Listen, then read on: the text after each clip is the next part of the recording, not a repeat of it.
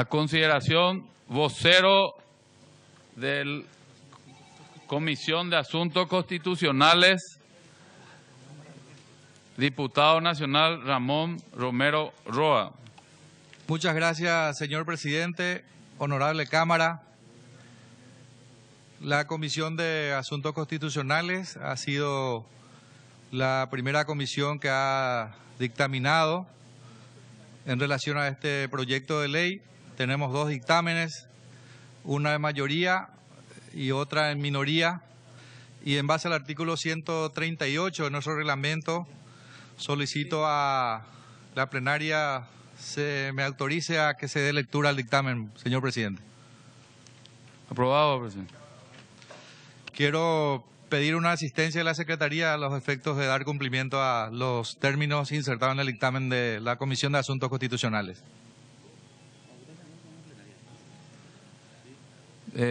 Lectura del artículo reglamentario y después haga uso de la lectura del dictamen de comisión.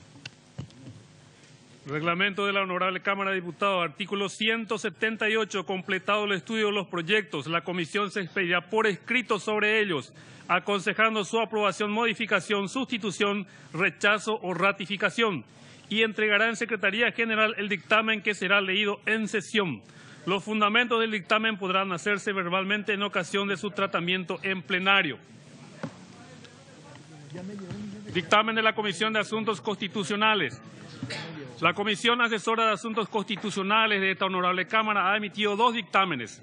Un dictamen en mayoría que aconseja aprobar el texto aprobado por la Honorable Cámara de Senadores. El mismo está firmado por los diputados nacionales Ramón Romero Roa, Clemente Barrios, Mario Cáceres, Pedro Britos, Oscar Tuma, María Cristina Villalba y Tomás Rivas. Y por otra parte ha emitido un dictamen en minoría que aconseja aprobar la versión de la Honorable Cámara de Diputados, o sea, la ratificación, que está firmado por los diputados nacionales Pedro Duré, Jorge Ábalos Mariño y Eusebio Alvarenga. Los fundamentos de la comisión expresan cuanto sigue. Este proyecto constituye un instrumento fundamental para permitir que el Paraguay despegue hacia el desarrollo económico y social. Es un documento legislativo que tiene la finalidad última de combatir la pobreza.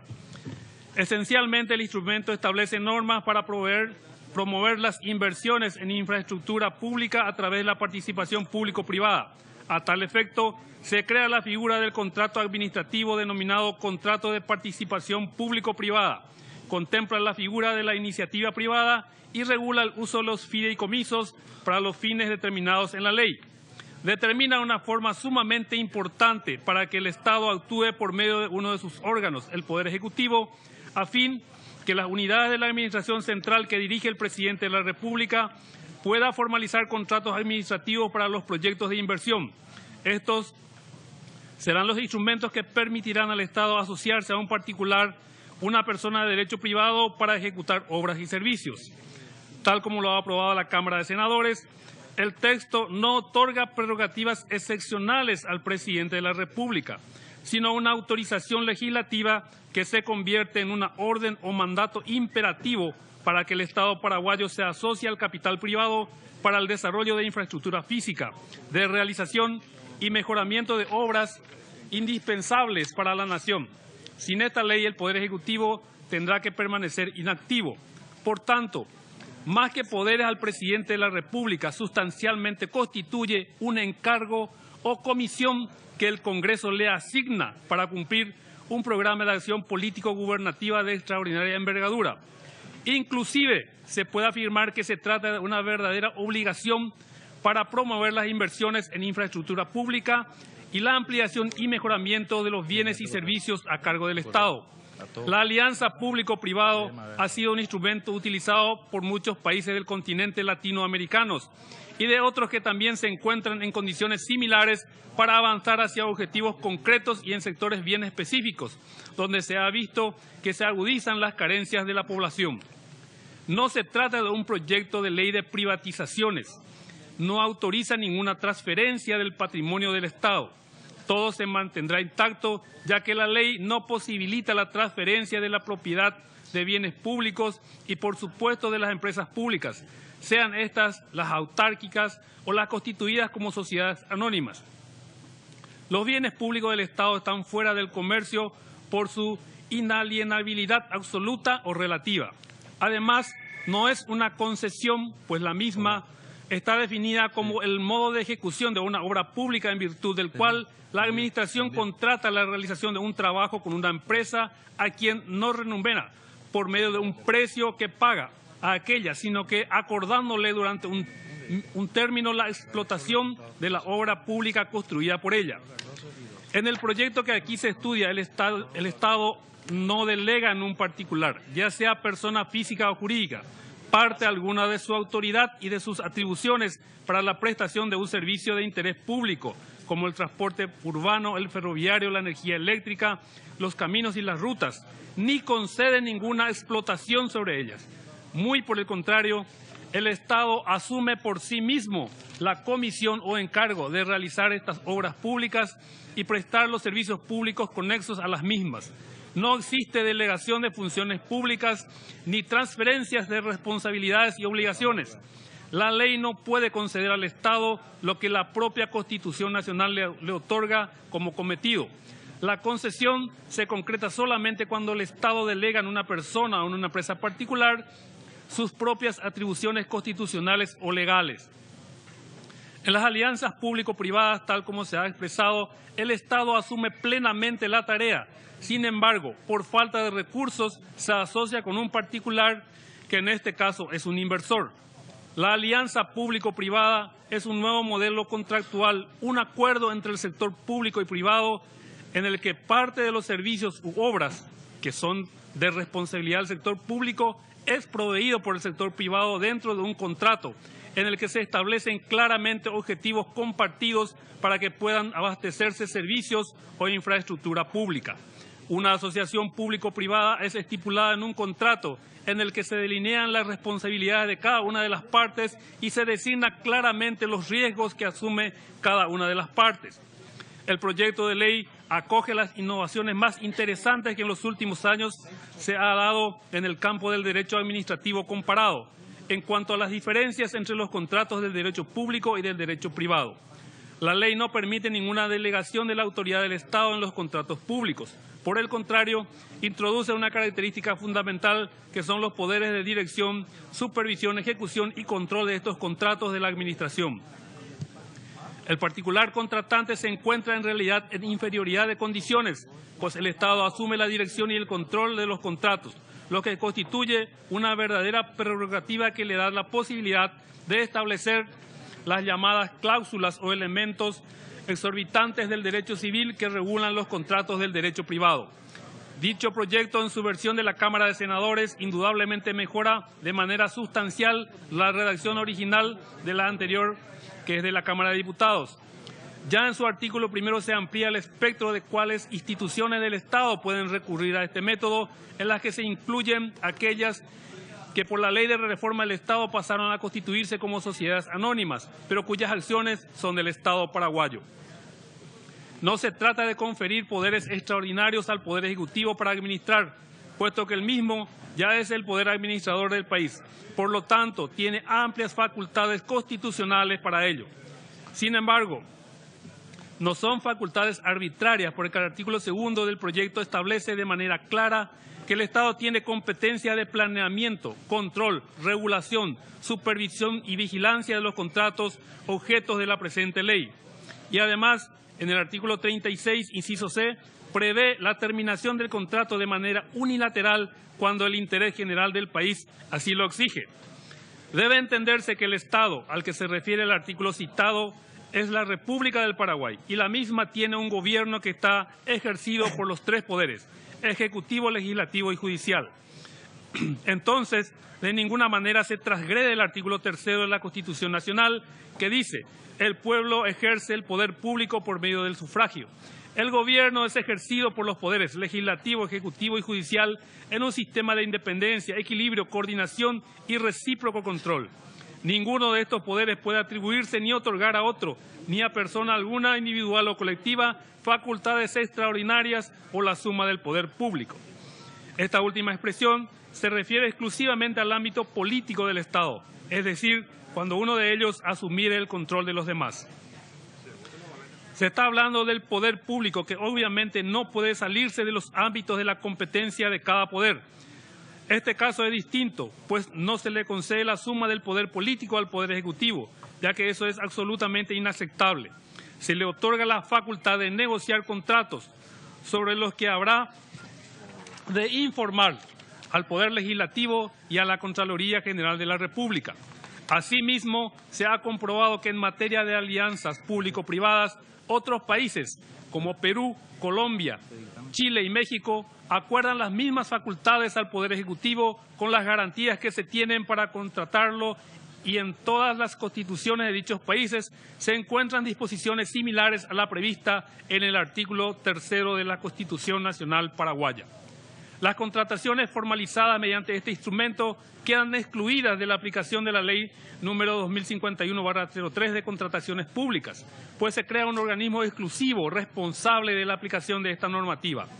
Se trata de la Unidad de Proyectos de Participación Público-Privada, creada como una dependencia especializada en la Secretaría Técnica de Planificación, cuyas atribuciones están claramente establecidas en el proyecto de ley y entre las cuales se puede señalar: a.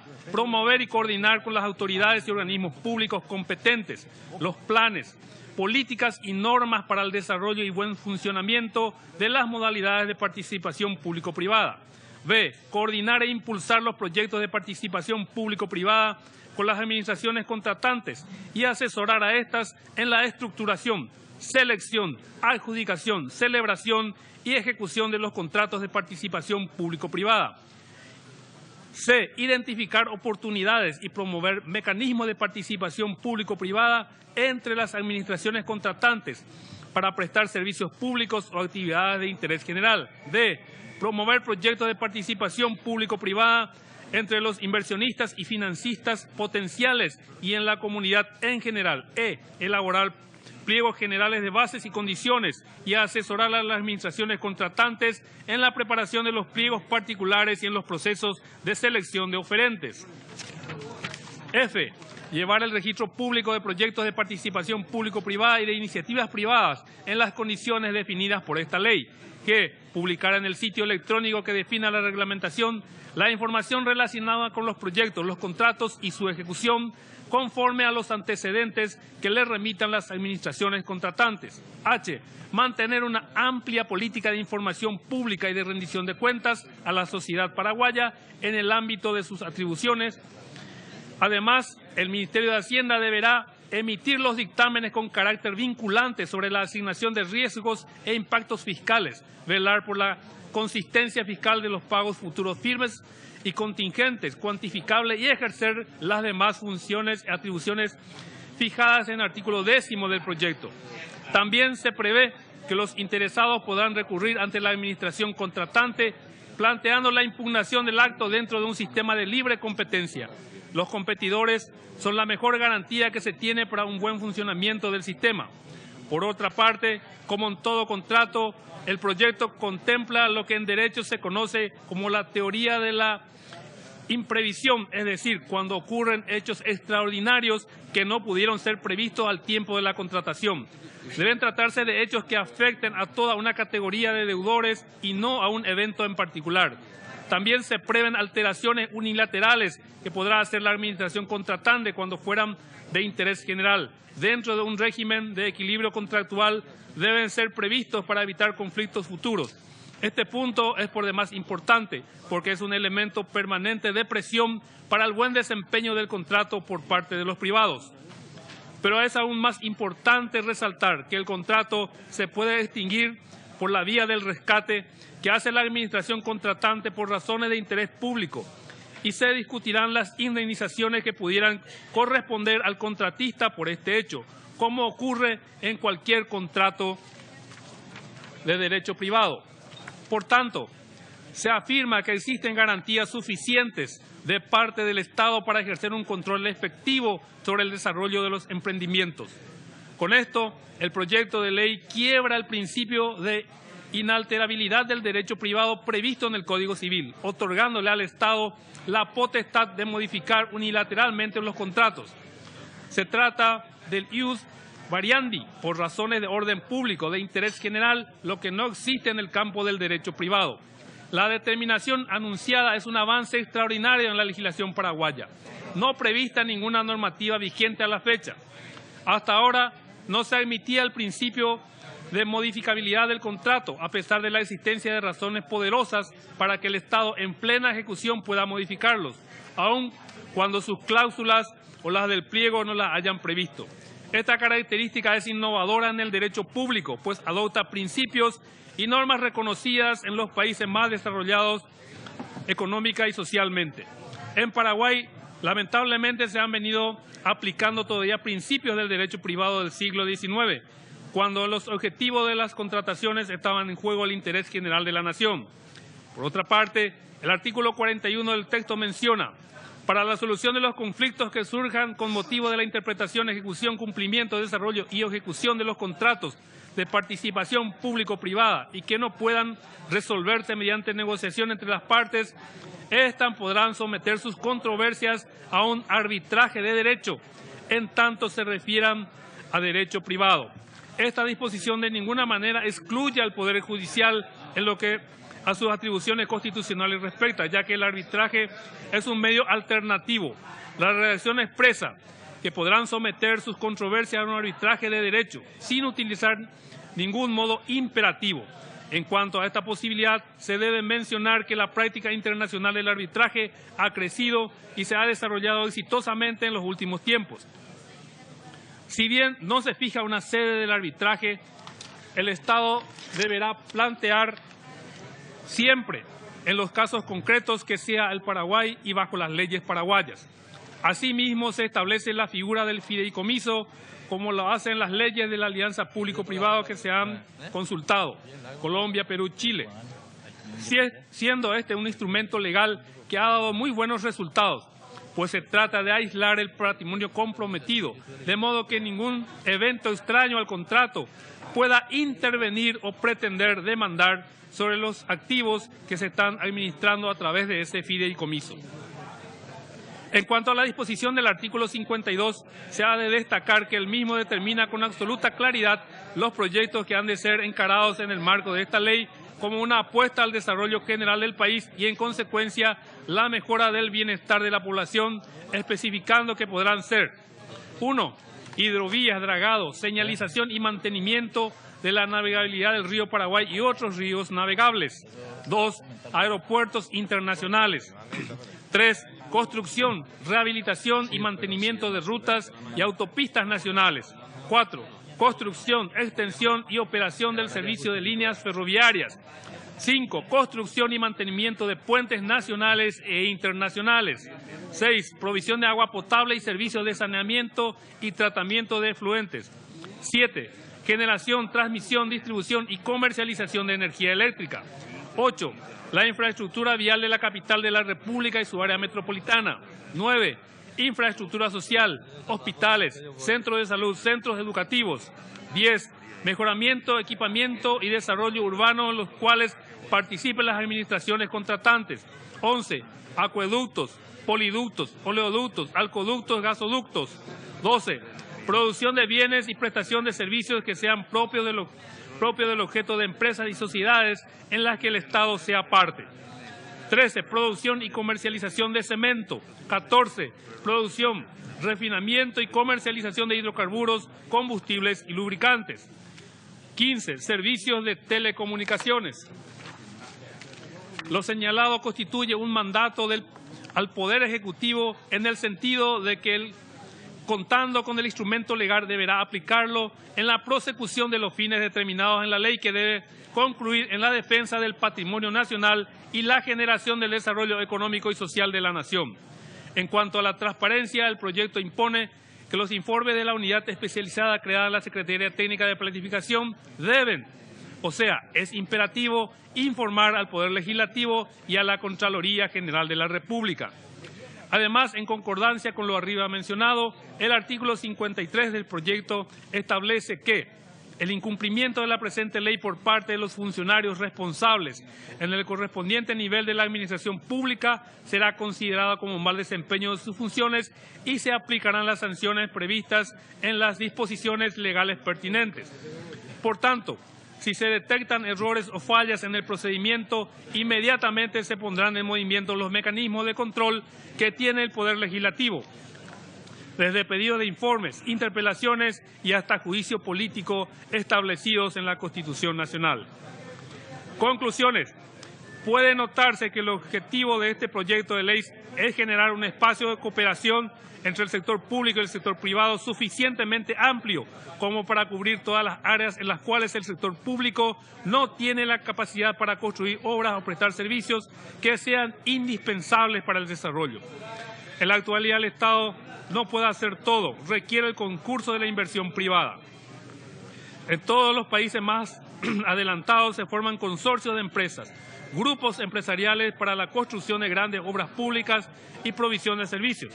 Entonces, para potenciar la inversión en el país se requiere de una ley que atraiga al capital privado con normas jurídicas claras y transparentes.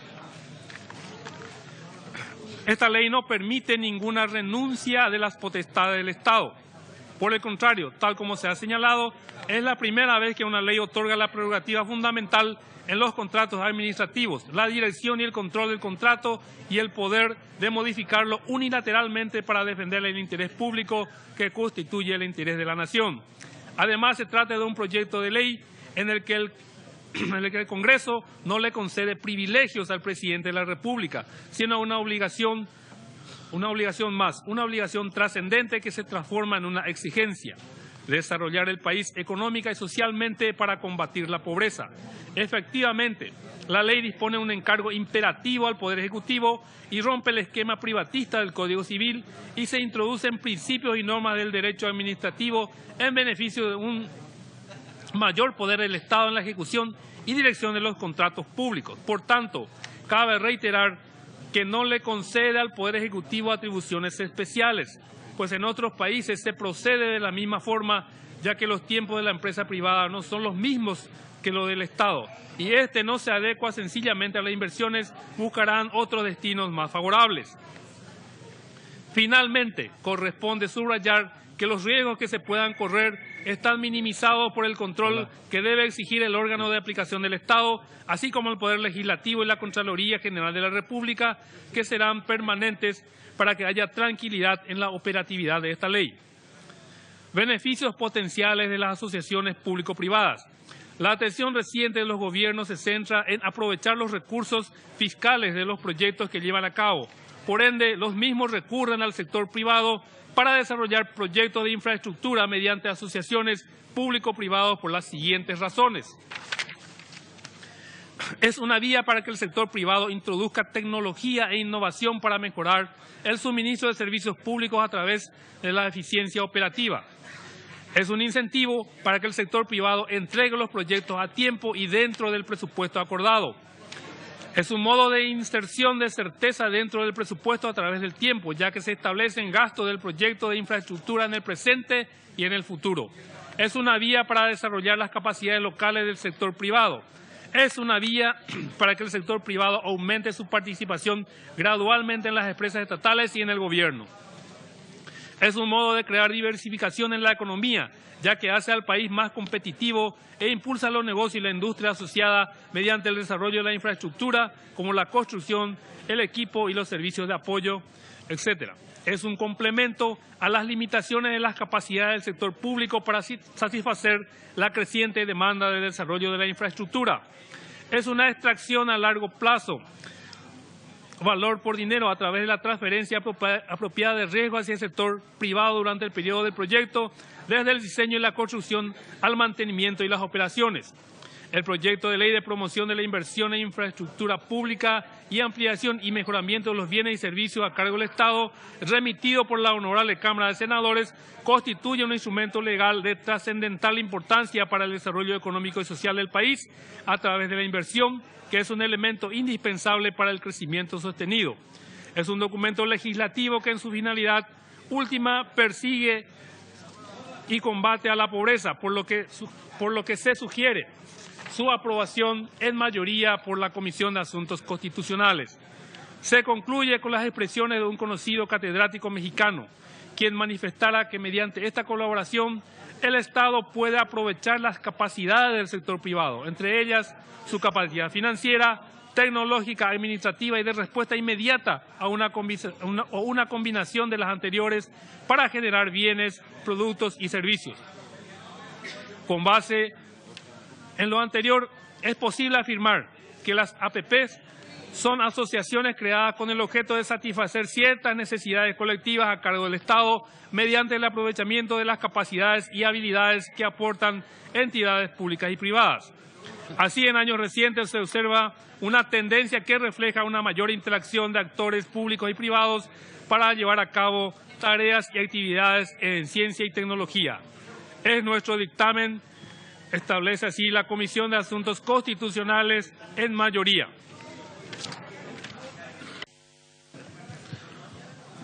En uso de palabra, diputado. Muchas gracias, presidente. Como se habrá notado en el dictamen, estamos hablando de un nuevo modelo contractual, una asociación entre el sector público y el sector privado.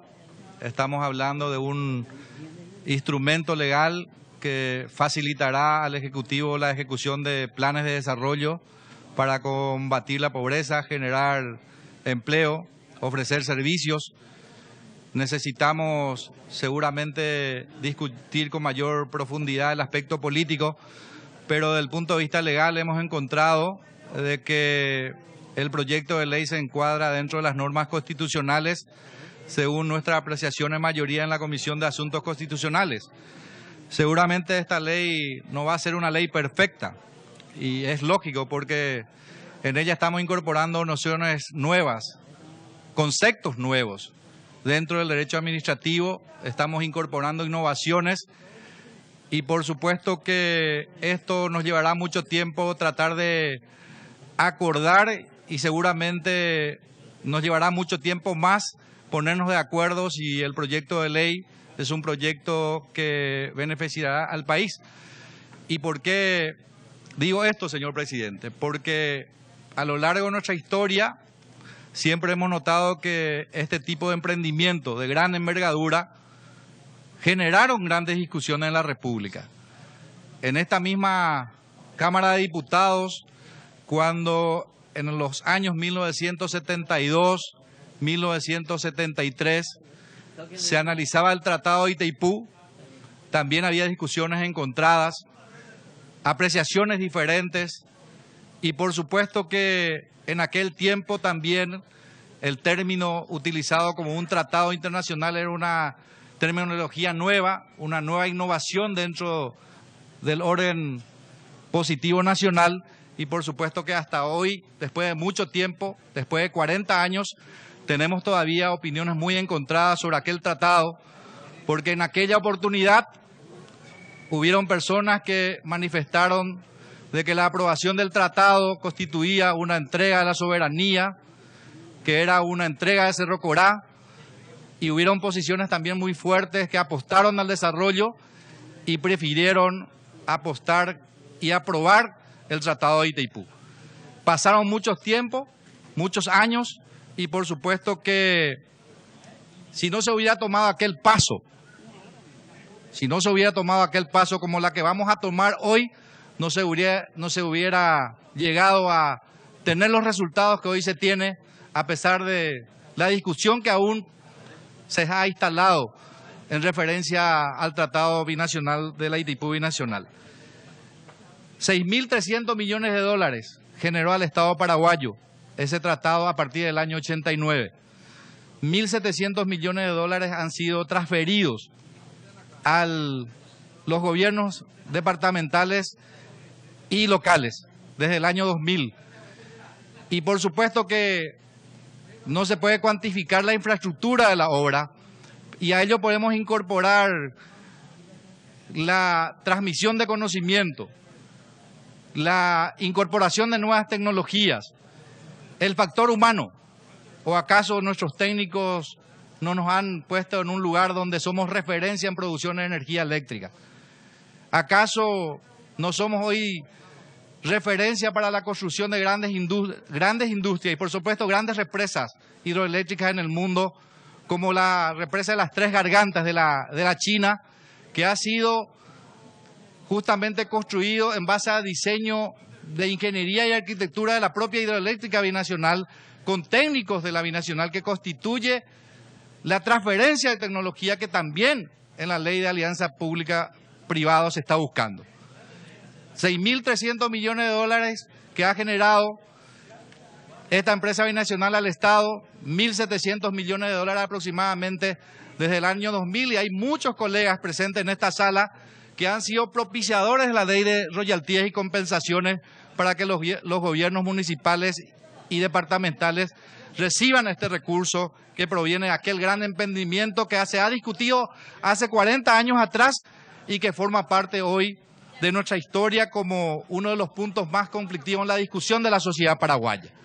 Y por supuesto, esta ley, reitero, seguramente no va a ser una ley perfecta, pero es una ley que no podemos eludir, es una ley en donde podemos tener opiniones encontradas, pero por supuesto que nos va a posibilitar la oportunidad de que el gobierno nacional genere desarrollo, combata la pobreza, convierta esta querida tierra paraguaya en un lugar de desarrollo para nuestros conciudadanos que necesitan del apoyo del Estado.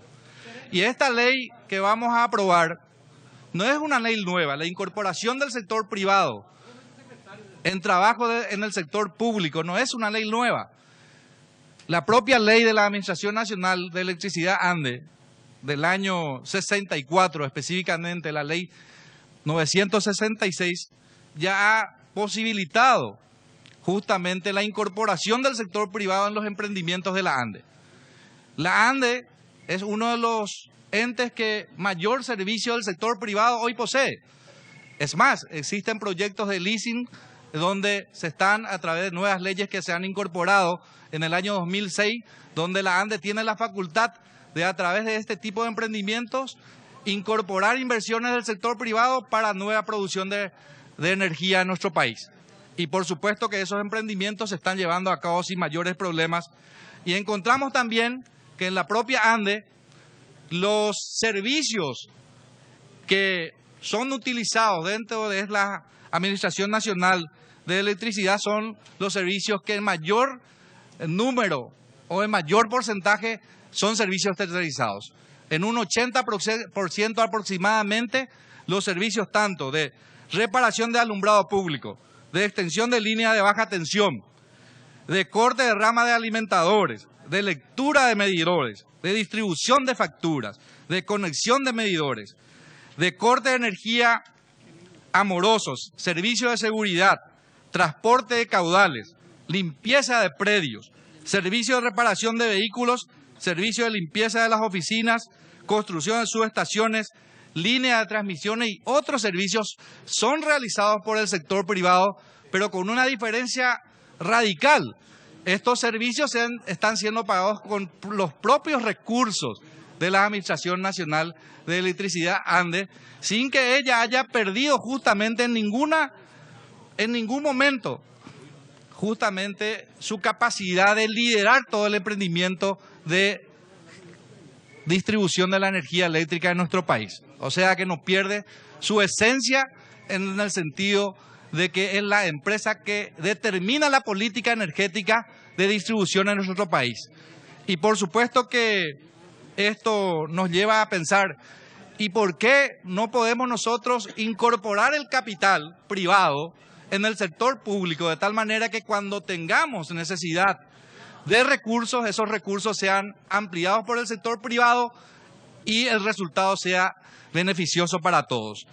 Y hablo del sector de la energía porque muchas veces cuando hablamos del artículo 52 y se cuestiona el artículo 52 en relación a la producción de energía eléctrica, se menciona que con esto entregaríamos las empresas de producción de energía que tenemos en la República, tanto una parte de lo que produce Yacyretá, otra parte de lo que produce Itaipú y por supuesto lo que produce la represa de la Caray.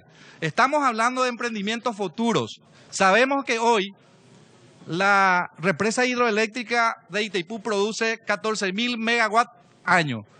Como una empresa binacional, el 50% le pertenece al Paraguay y seguramente dentro de los próximos 10 años vamos a tener la necesidad de incorporar nuevos emprendimientos para poder subsanar los inmensos pedidos de utilización de energía que se tendrá en el futuro próximo en los 10 años.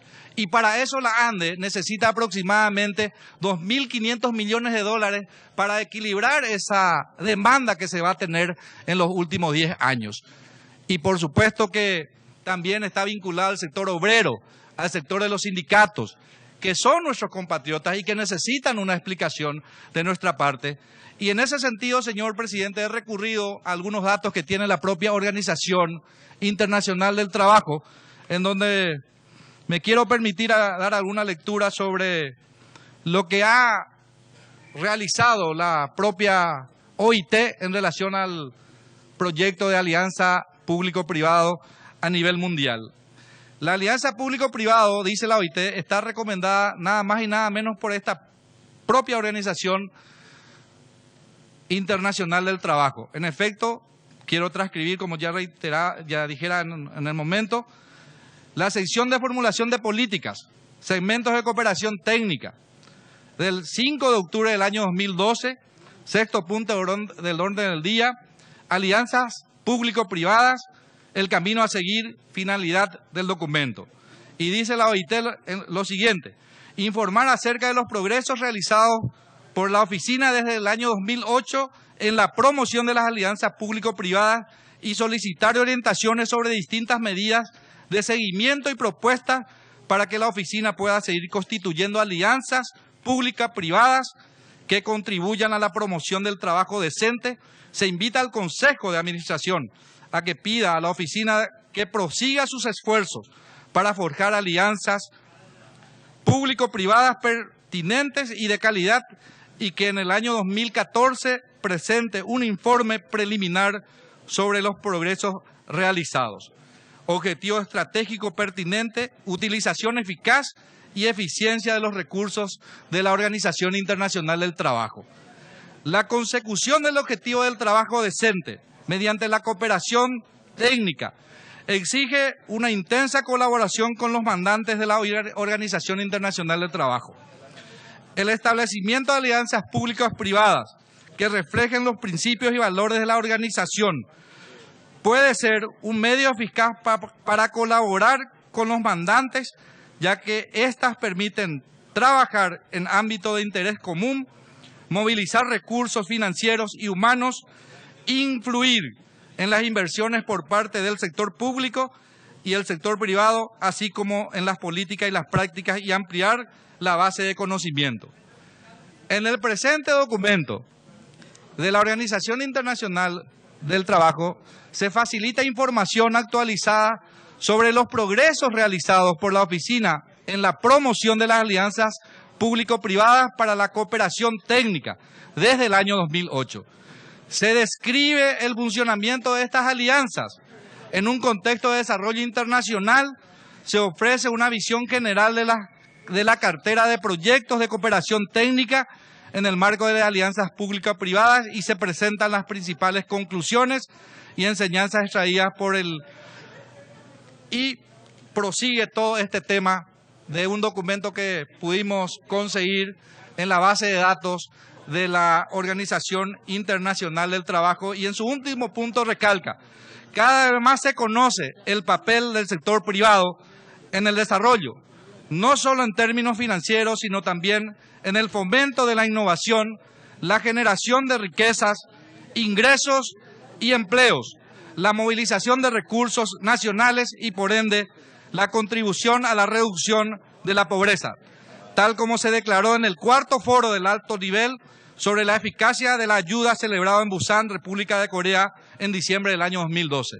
Estos datos pueden consultarse en la página www.ilo.organizacion/public/Hispanic de la Organización Internacional del Trabajo, como referencia de que este emprendimiento no es un emprendimiento local, ha sido analizado por el sector que está organizado a nivel mundial, vinculado al sector obrero, al sector de los sindicatos, y por supuesto que este emprendimiento que estamos llevando adelante es un emprendimiento que nos va a llevar justamente a desembocar en algo que deseamos todos, el desarrollo de nuestro país, la producción de riqueza y el bienestar de la población.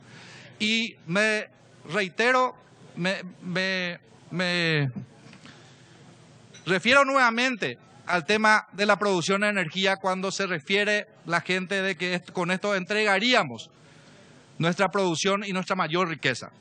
Y cuando hablamos de proyectos futuros, estamos hablando de proyectos que han sido ya analizados, en donde el país en estos 4 años necesita aproximadamente, para satisfacer la demanda, un monto aproximado de $2.500 millones.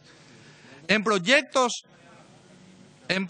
que se pueden ejecutar, se pueden llegar a producir aproximadamente 4.000 megawatts, es decir, un poco más de la mitad de lo que nos pertenece en la producción de energía de la Itaipú Binacional, en centrales factibles a ser construidas en la República del Paraguay, como por ejemplo el Añacuá del río Paraná, que puede producir 150 megawatts, como la de Corpus Christi, que puede producir dentro del río Paraná también 2.300 megawatts.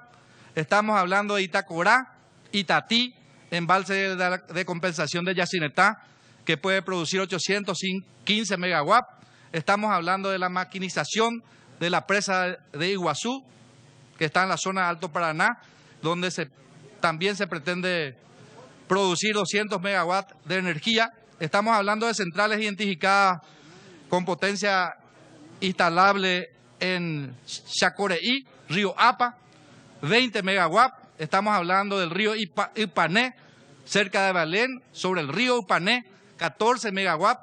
Estamos hablando de otras cuencas como el Ipané, el Jecuí, el Carapá, el Mondaí, el Tembeí, donde se pueden producir aproximadamente, reitero, 4.000 megawatts de energía para los próximos 10 años y equilibrar en ese tiempo la demanda que vamos a tener como país referente de producción de energía en el mundo. Y a estos señores también, colegas, podemos incorporar energías renovables.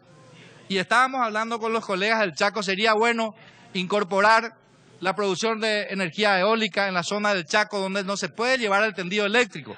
La energía solar, que va a ser muy importante en la zona del Chaco, y eso podría darnos a través de una asociación público-privado.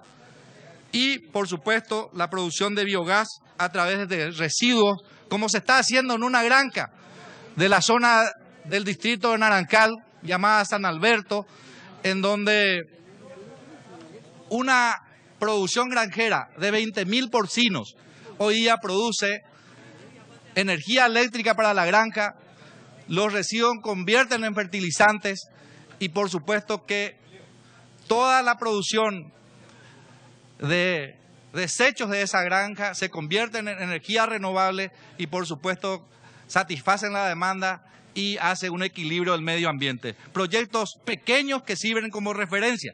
No es una concesión, porque una concesión tiene otras funciones, para eso está la ley de concesión que está vigente y tampoco con esto estamos satanizando una concesión de una vía de comunicación de una ciudad a otra. Tenemos experiencias positivas en nuestro país y por supuesto en los países vecinos tenemos las concesiones que han dado resultados positivos para facilitar el mejor y mayor tránsito vehicular en las respectivas zonas.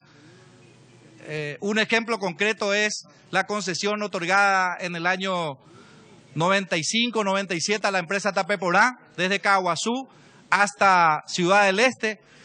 Hoy me pregunto yo, y he sido uno de los principales oponentes de la construcción de esa ruta en ese momento cuando ejercía el cargo de intendente municipal, pero hoy, al pasar el tiempo, me pregunto qué hubiera pasado del tráfico desde Caguazú hasta Ciudad del Este si no se hubiese ejecutado ese proyecto de concesión y si no se hubiese construido la doble vía desde la ruta sexta que une a la ruta séptima hasta Ciudad del Este.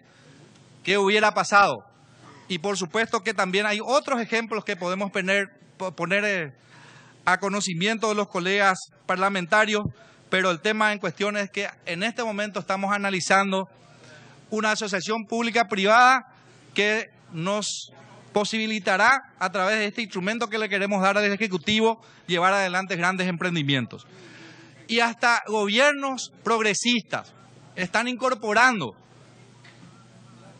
similares contratos para desarrollar sus respectivos países. El gobierno cubano, asociado con el gobierno brasileño, con empresas brasileñas, en el puerto de Mariel, ha ampliado y modernizado con una empresa brasileña. Este puerto está incorporando tecnología, mejorando su infraestructura para impulsar actividades relacionadas a un sector inmobiliario, de turismo, de innovaciones tecnológicas, las marítimos portuarias, la logística, la agropecuaria, la productiva y de servicios. ¿Y qué quiere el gobierno cubano con esto? Generar nuevos empleos y el fomento de las exportaciones, la disminución de las importaciones, la concentración de las industrias y el uso de tecnologías limpias que respeten el medio ambiente. Un ejemplo claro de que un gobierno que incorpora justamente el centralismo también no ve otra alternativa sino la de incorporar inversiones privadas. En Venezuela, un gobierno estatista, que podemos llamarle inclusive progresista, como quieran llamarlo los amigos y colegas, que prácticamente ha incorporado empresas privadas dentro del marco de la nacionalización de las empresas privadas. Hoy tiene una deuda externa de 200.000 millones de dólares, una inflación que supera los 50% y que puede llegar al 70%. Esta realidad de un Estado centralista, de un Estado que llega a monopolizar todo, no es la solución. Tenemos ejemplos claros como el de Venezuela, reitero. Esta situación, si nosotros seguimos en la misma línea, un gobierno progresista, seguramente vamos a desembocar de que en un poco tiempo, seguramente en el menor tiempo, vamos a proponer también la creación de una secretaría, un ministerio de la felicidad eterna, como se ha incorporado dentro del gabinete del gobierno venezolano en los últimos días. Nada más y nada menos que la creación de una secretaría de la felicidad eterna. Vaya paradoja cuando hay miles de riquezas en ese país. Necesitamos de esta ley, señor presidente. El día de mañana, 29, el día de pasado mañana, vienen más de 50 inversores de varios países de América Latina y Estados Unidos en nuestro país, porque ven a nuestro país como una opción de inversión. Nuestro país es un lugar para invertir, un impuesto a la renta que no supera el 10%, el impuesto personal que aún no entra en vigencia totalmente y además ha sido calificado como uno de los países con riesgo de seguridad bajo y riesgo político medio. Esas son situaciones que nos posibilita que el país esté en la mira. Tenemos que desarrollar la marca país para una potencialidad, para una estabilidad monetaria, abundantes recursos naturales, seguridad jurídica, estabilidad política, y estas son las principales atracciones que tenemos. Por supuesto que apoyamos esta ley y necesitamos que los colegas puedan acompañar la versión aprobada por la Cámara de Diputados, en el sentido que esta ley es una ley necesaria. Apoyamos esta ley, en la ley de senadores, valga la aclaración hecha por el colega Durán. Apoyamos este proyecto de ley con las modificaciones hechas por el Senado de la República, en el convencimiento que el Estado tiene que ser y tiene que seguir regulando el mercado, que el constitucionalismo encamina el respeto a las libertades individuales e irrumpe al Estado totalitario. Quienes estamos aquí debemos representar los valores de la sociedad y acompañar que el Estado promueva la inversión, promueva la producción, promueva el empleo que tanto hace falta en nuestro país, convencidos de que la gobernabilidad es una responsabilidad del Estado y que se impone, por supuesto se impone, un nuevo modelo de contrato social y político. Con esto, señor presidente, apreciados colegas, estaremos garantizando el bienestar de las clases más necesitadas, enfatizando que la lucha social debe darse en otro ámbito y no en el ámbito de la violencia. Entendemos que esta ley va a ser un instrumento legal importante para el desarrollo y necesitamos que el Ejecutivo tenga la posibilidad de cumplir su programa de gobierno. Muchas gracias, señor presidente. Se le agradece, diputado.